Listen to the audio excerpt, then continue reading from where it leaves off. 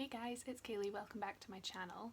Today I'm going to do my April wrap up, so I'm going to talk you through all of the books that I read this month. I read 17 books and had one DNF, so I'm just going to jump straight into the books. I'm not going to talk about any of these books in too much detail because I have spoken about a lot of them in my weekly reading wrap-ups, so I will link them down below if you're interested in hearing more of my thoughts.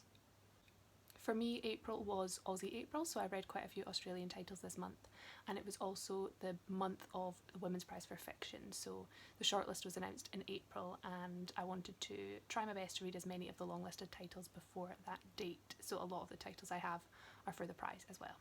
So the first book that I have to speak about is The Life to Come by Michelle de Kretser. So Michelle de Kretser is a Sri Lankan Australian author, so I read this for Aussie April, and unfortunately this was my DNF for the month. So I did speak about this in one of my weekly reading wrap-ups, but essentially this is a book written in 5 parts and each part follows a different character's perspective.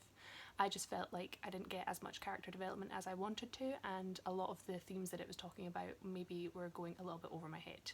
So yeah, if you want to hear more of my thoughts on that one, I will link my video down below. The next book that I have I actually really enjoyed, but I've put it in here because I didn't give it a star rating, and that is Hamlet by William Shakespeare.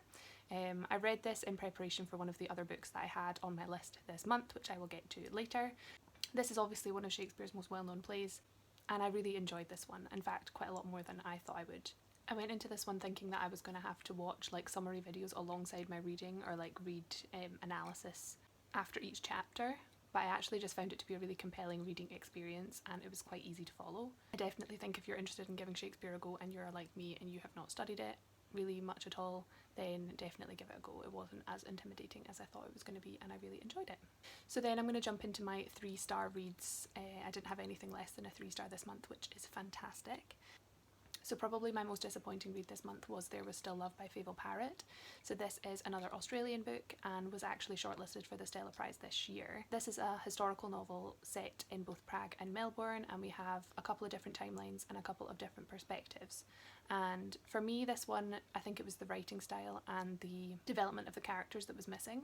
I felt like I didn't get as much time with each of the characters to really connect with them, and I didn't really have the investment in the story in the end, which was a shame because it was a really sweet and sort of heartwarming story, but I just didn't have that connection there, so I gave this one 3 stars. The next one that I have to speak about is The Flat Share by Beth O'Leary. So this is a bit of a departure for me because I don't normally read contemporary fiction, so I bought this on Kindle and I actually really did enjoy this one. I think it definitely was lacking a lot of the depth that I look for when I read a novel. I felt like the side characters were lacking a little bit, and there were certain aspects of the story that, although were good that they were there, they didn't get as much development as I was hoping for, but all in all it was quite an enjoyable experience and a really quick read. I read this in like 24 hours. And then my last 3-star read was The Dry by Jane Harper. Again, I read this for Aussie April. This is a murder mystery thriller and it is set in a small Australian town during a drought. It's one of those classic books where we have someone going back to their hometown after something happens, in this case the death of an entire family, and so our main character is going back to the town for the funeral, and then some secrets and drama comes back from the past and he ends up staying in the town longer than he'd expected to look into some things. For a mystery thriller, this exactly did what I wanted it to do. It was really captivating and interesting, and I really enjoyed the mystery aspect of it. I think again there seems to be a bit of a theme here. I think the thing I was missing in this was development of the characters. I didn't connect with the characters really until towards the end of the book. And although the book was really compelling and readable, I didn't love the writing. It wasn't anything special for me. So I really enjoyed this. It was an enjoyable thriller, but not my favourite. So then into my 4-star reads for the month, I had quite a few of these. The first one that I have is Shadow Kiss by Rochelle Mead. This is probably more like a 3.5-star book, but I don't give half stars. So this is the 3rd book in the Vampire Academy series that I've been working my way through over the last few months. This one was really enjoyable. It was the longest of the books so far in the series, and I think the reason I didn't love it was because for me it felt like there wasn't actually as much action in it as the others, and for being the longest book that was a bit strange. But I think the idea was that we were developing the characters and the relationships a little bit more, which I appreciated, and then the climax of this was just amazing, super exciting and very dramatic. So yeah, really enjoying this series, and I'm excited to carry on with the next one, hopefully this month.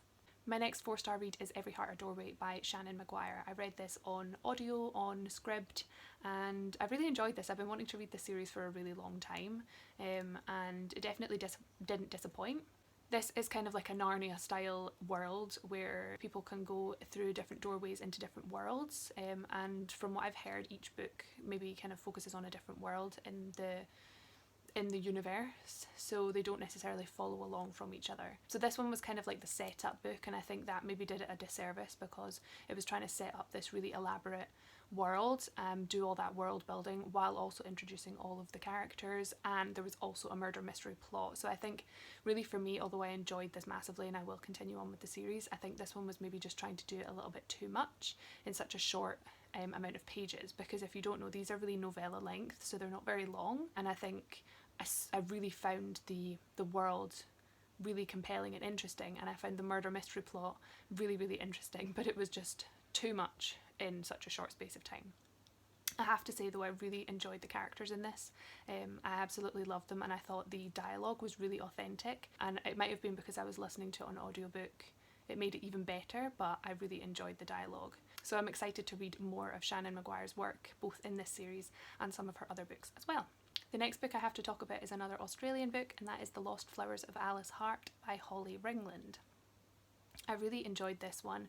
It's a coming of age story about a young girl called Alice Hart who has quite a traumatic childhood, and she ends up going to stay with her grandmother on a native flower farm.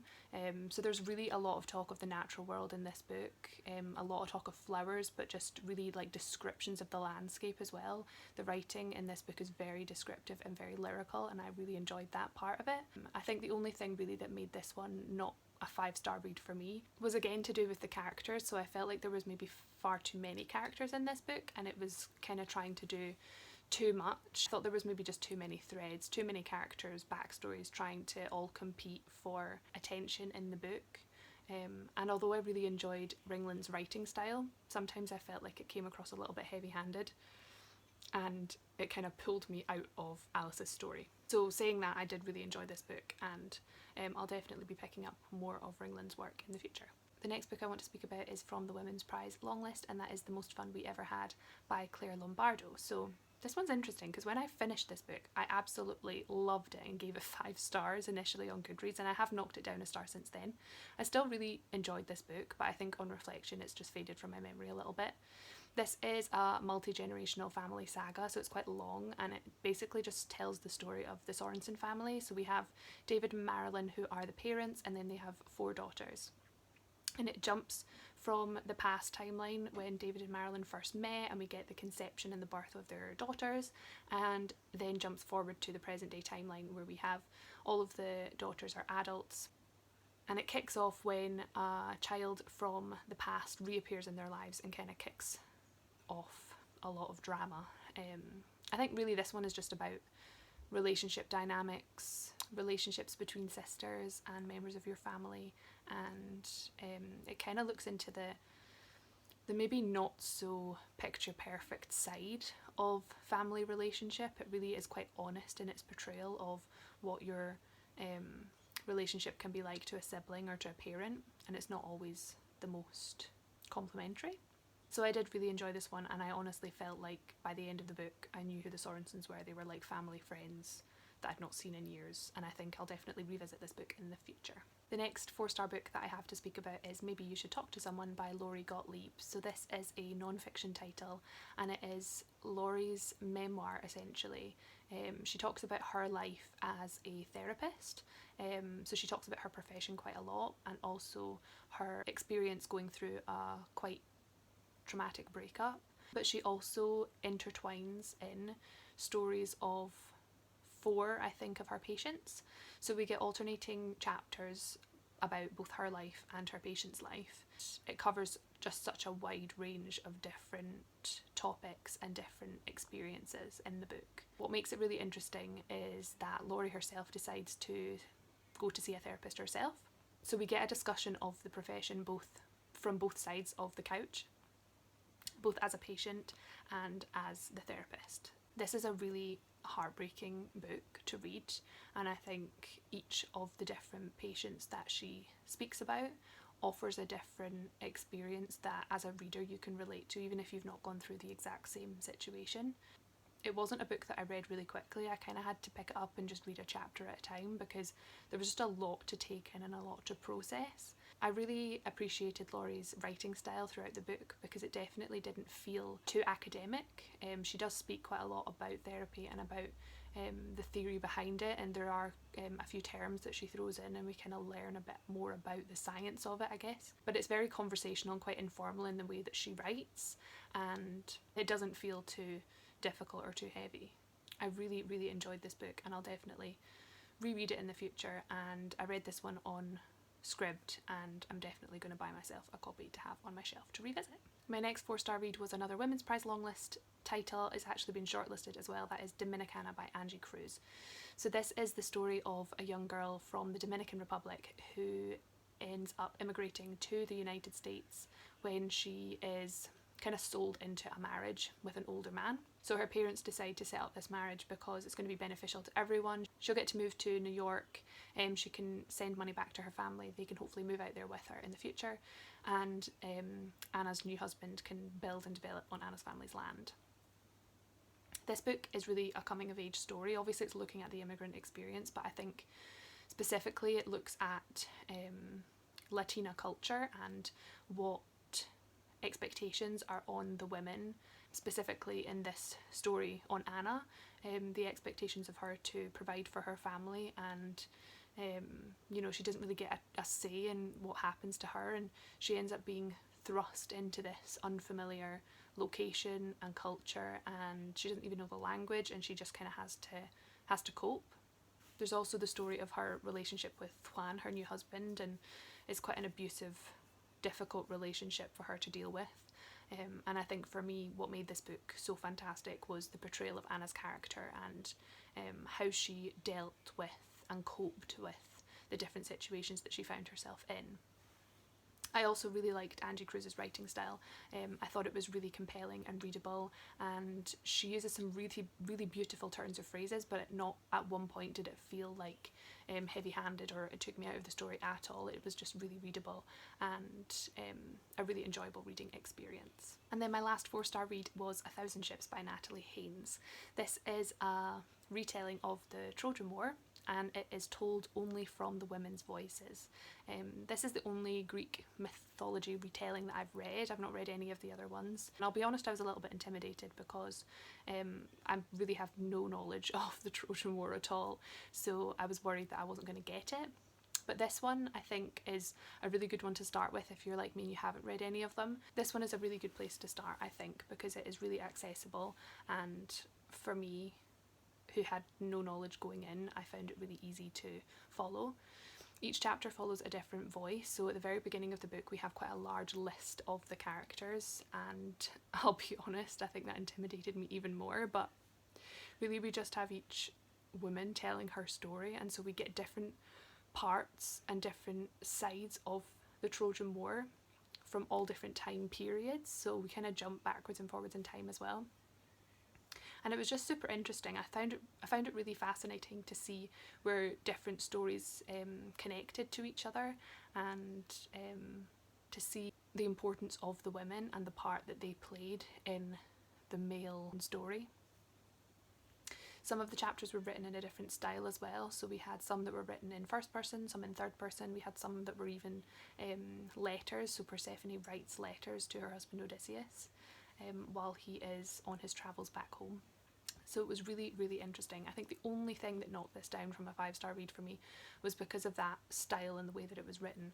I felt like across the whole book there wasn't really an overarching storyline that kept me reading, so I did find myself, as you always do when books are written from different perspectives, enjoying some more than others, and so there was times when I would stop reading and not pick it up for a day because I was not super compelled to keep going with the overall story.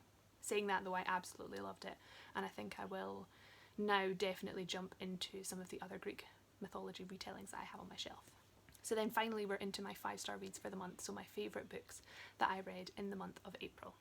So the first one I want to speak about was a reread for me, so I will get that out of the way first. This one was Normal People by Sally Rooney. I read this a few years ago and really loved it. I gave it 5 stars when I first read it and gave it 5 stars again. I read this, of course, in preparation for the BBC adaptation that came out in April. This book has probably been spoken about to death, so I'm not going to go into massive detail, but just know that I absolutely love it.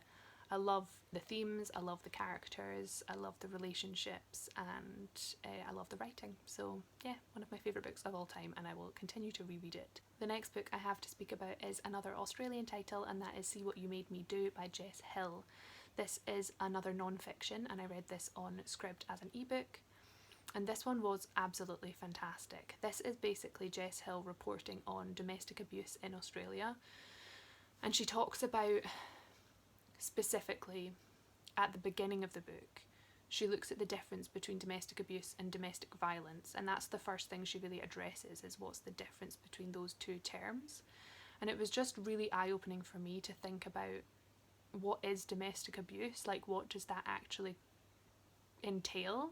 And a lot of the things that people experience when they experience domestic abuse isn't necessarily physical violence, and each individual thing that they do that makes up the domestic abuse, each individual thing isn't necessarily a crime in itself, and that's what makes it so hard to pinpoint and to prosecute those abusers, because it could be a load of small, from an outsider's point of view, things that aren't necessarily crimes, but are horrific for the person going through them. The book also focuses quite a lot on the perpetrators and really asks the question, you know, why do they continue to abuse, rather than looking at the victims and victim blaming and saying, okay, well, why do they stay in that abusive relationship? It flips it on its head.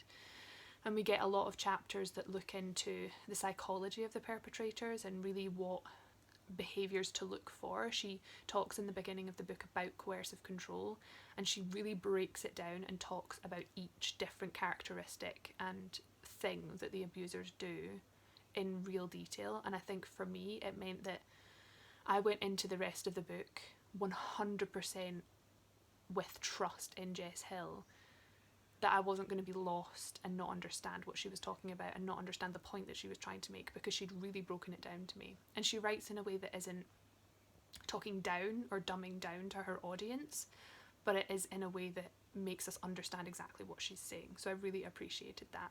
The book does mainly focus on men's violence towards women and in Australia, like I said, but there are a lot of case studies in this book, and she does talk about violence from women and from children as well, and she pulls in a lot of different statistics and data from other countries around the world and compares that with what's going on in Australia, which I thought was absolutely fascinating.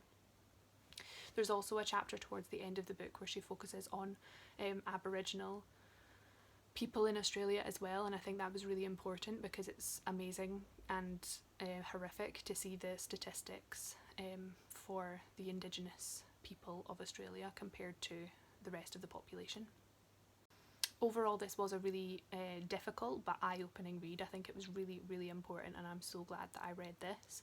I think if you're considering picking it up, definitely do so, but it's definitely not a quick read. Again, it was one that I kind of had to read a chapter a day and just sit with the information and sit with what she was saying before I moved on.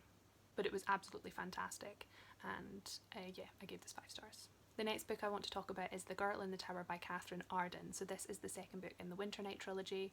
I read The Bear and the Nightingale I think last year, really enjoyed it, wanted to carry on with the series, but this book absolutely blew me away. I loved it. I don't tend to read a lot of fantasy now. I used to read a lot more than I do, but this one was great, and it really just got me back into the genre, and I absolutely loved it. I think all the things that I didn't quite love about The Bear and the Nightingale, this one fixed. So the pacing was one of the things, and development of the character relationships and the sibling relationships. Both of those things were amazing in this book. I absolutely loved it, and I have just bought the third book in the series and will probably be reading that this month. The next book I have to speak about is another Women's Prize book, and that is How We Disappeared by Jing Jing Lee. This one was one that I would 100% have put on the shortlist myself, but unfortunately it didn't quite make it. But this book I absolutely loved. It's a historical novel set in Singapore during World War II, so we have a dual timeline, but also we follow a couple of different characters. So we have a historical timeline where we follow Wang Di, our main character, when she is younger, growing up and going through the horrific experience that she went through during the occupation of Singapore.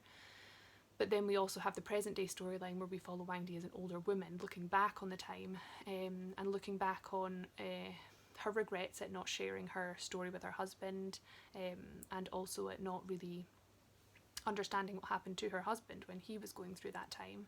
And then we also have another perspective from a young boy, Kevin, who hears a secret from his grandmother when she is passing away, and he takes this secret on and wants to find out more about his grandmother and his father's past. And it's just delightful. I think this is the kind of historical fiction that I really love. It does a dual timeline perfectly.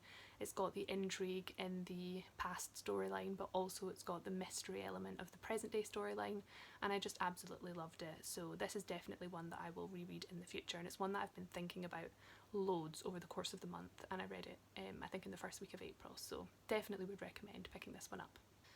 So the penultimate book I have to speak about is an Aussie April pick, and that was Flames by Robbie Arnett. This was, I think, one of the first books I read this month, and I have just been thinking about it ever since. This is a really hard book to describe, but it is essentially the story of a brother and a sister.